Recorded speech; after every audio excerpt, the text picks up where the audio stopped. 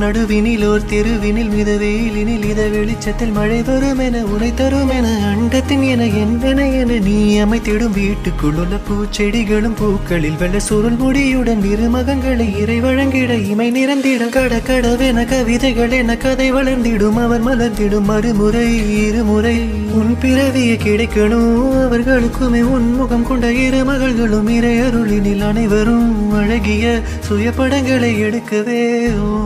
பக்கத்துல நாம் படுக்க வழி சொல்லம்மா ரத்தத்துல பெத்தெடுக்க விதி விடுமா தீமா தீமா தீமா தீமா தீமா தீமா தீமா தீமா